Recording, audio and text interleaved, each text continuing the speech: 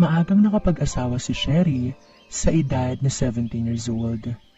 Nabuntis siya kaya walang nagawa kundi ang sumama sa lalaking magiging ama ng kanyang dinadala.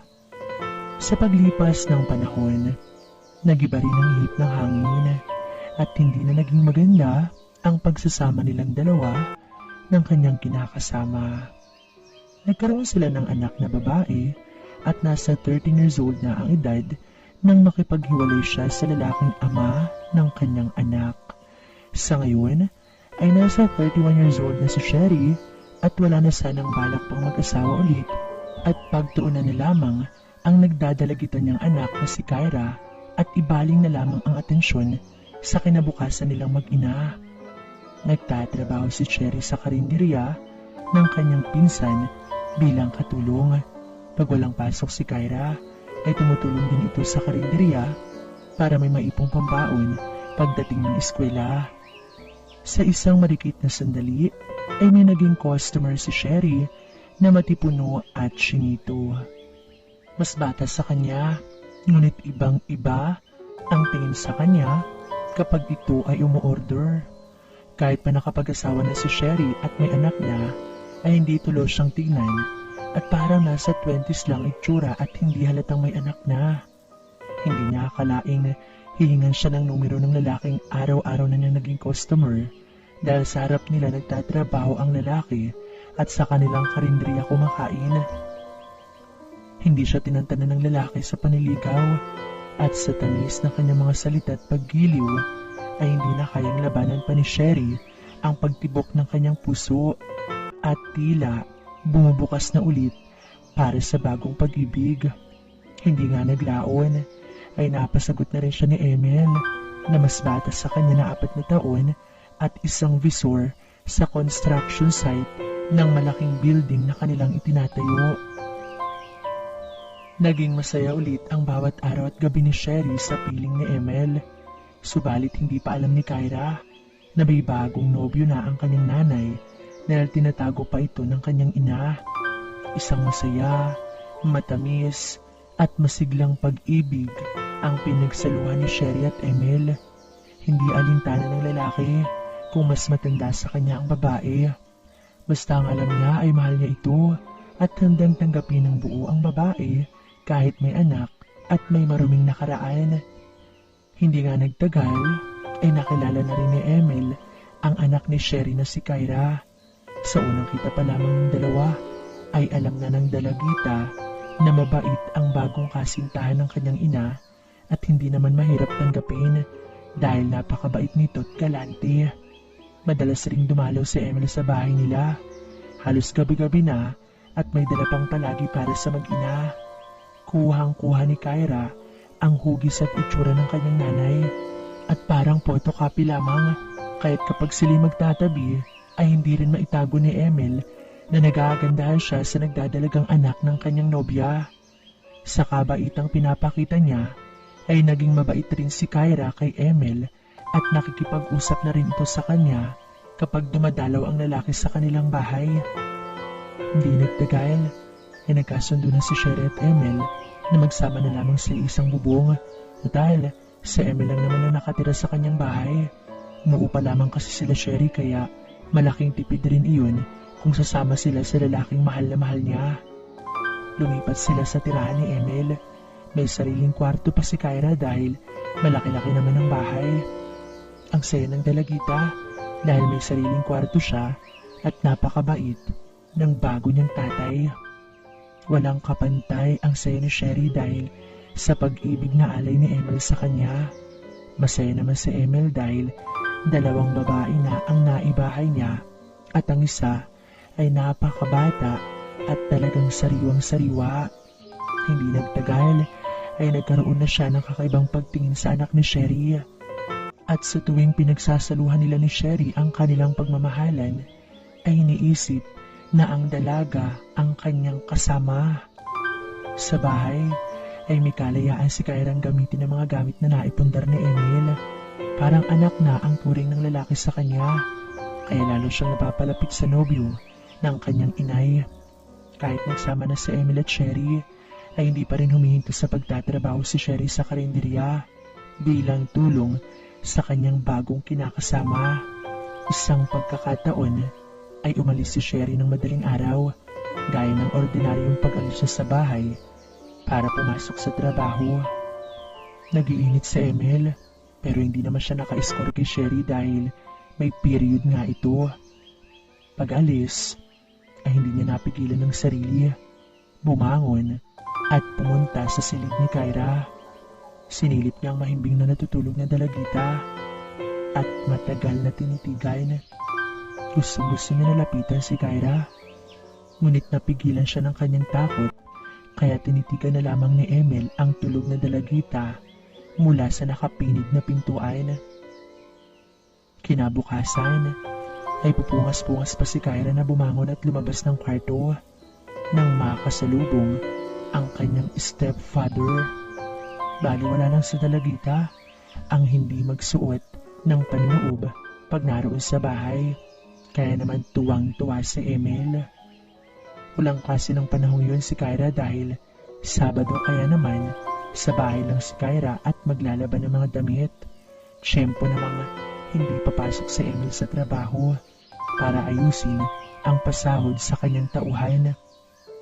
Sa bahay lamang silang dalawa ngayon ni Kyra at wala si Sherry na magiging istorbo sa kanila. Nadat na niya ang dalagita sa lababo na nagkukusot ng mga underwear gaya ng pantaas at pambaba na hindi nalabhan at mga uniform sa paaralan. Sa itsura ni Kyra na hindi ayos, ngunit talagang nagagandahan at nabibighani si Emil kahit na nga hindi pa naliligo ang dalagita. Huwag mo nang labhan yan, iha. Baka masira ang magaganda mong kamay. Hindi naman po, Uncle. Sanay naman na po ako sa paglalaban ng mga sarili kong damit eh. Kaya naman po ayos lang. Hayaan mo at ibibili kita ng washing machine para hindi ka na mahirapan sa paglalaba. Nakakahiya naman po. Ayos lang talaga, Uncle. Kaysa naman iasa ko pa kay nanay ang paglalaban ng mga ito, diba? Oo nga no, tama ka. O sige na, tapusin mo na yan at ipapasyal kita. Payag ka ba?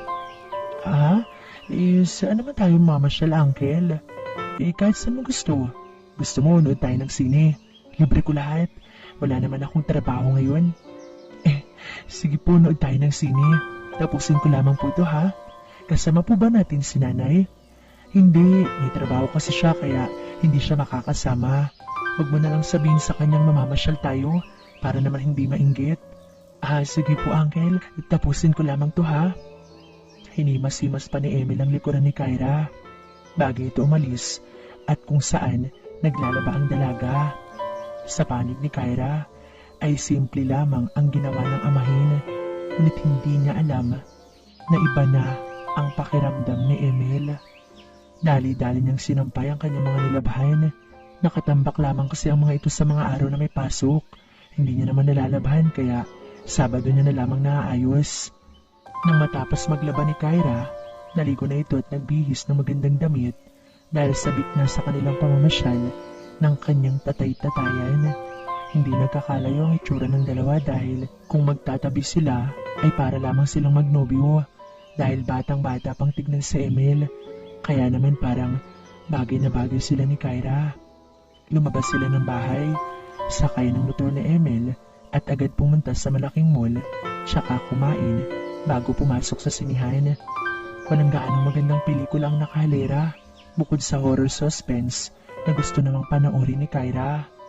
Sa gitna ng kanilang panonood ay nakakatakot at nakakagulat ang lahat ng mga eksena kaya hindi maiwasang mapahawak o kaya naman ay mapayakap sa tatay-tatayan na sobrang gulat. Sabay sigaw ng malakas.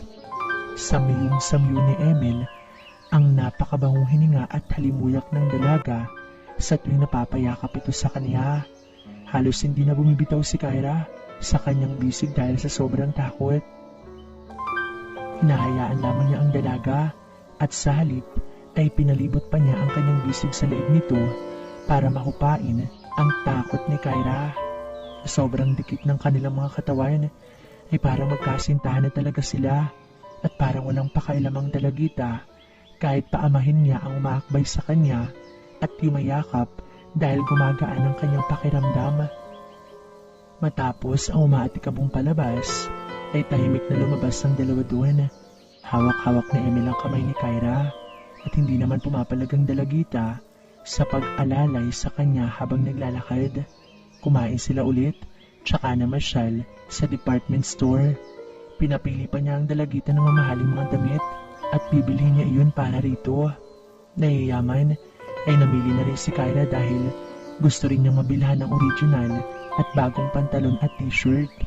Binayaran ito ni Emil at pagkatapos ay umuwi na nga sila ng bahay.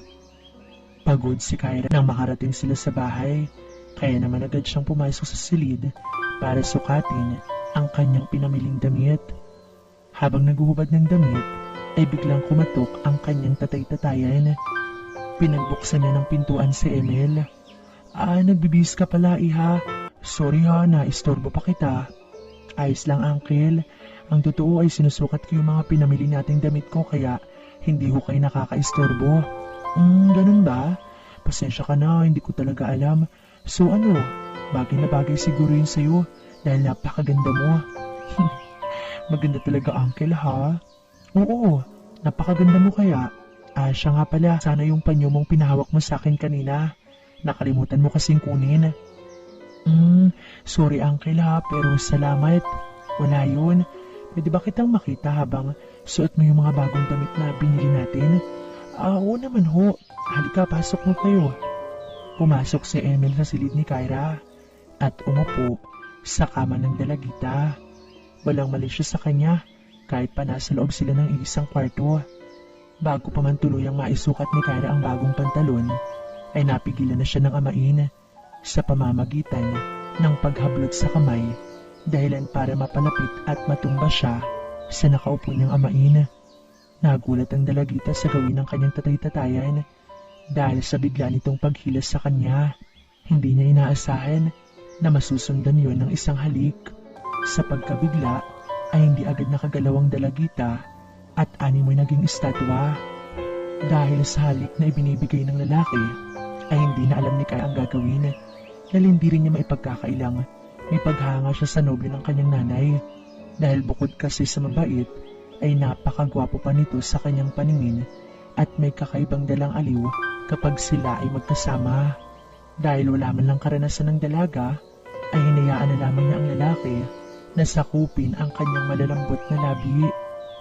Maya-maya ay tinulak siya ni Emil pahiga sa kama. Dahan-dahang lumapit si Emil.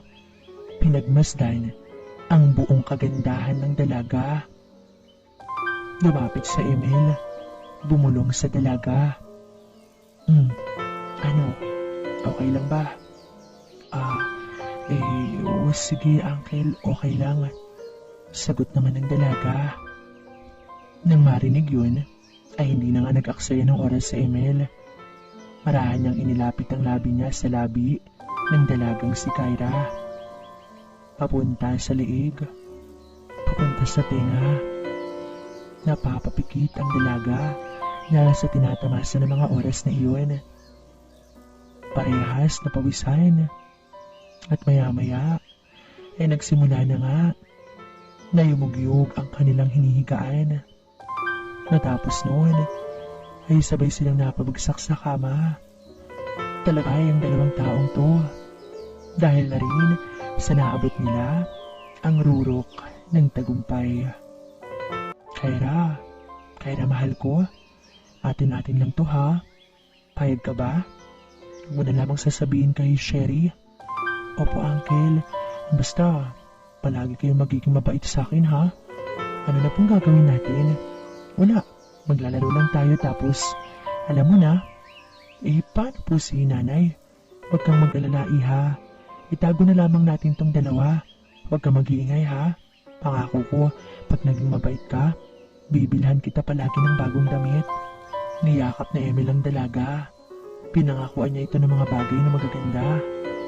Walang hanggang pasasalamat ang binibigkas ng sarap ng labi ni Kyra at ginagantihan naman siya ng dalagita ng malambing ng itik matamis na halik habang maiinit na nagyayakapan at pinagsasaluhan ang ligaya mula noon.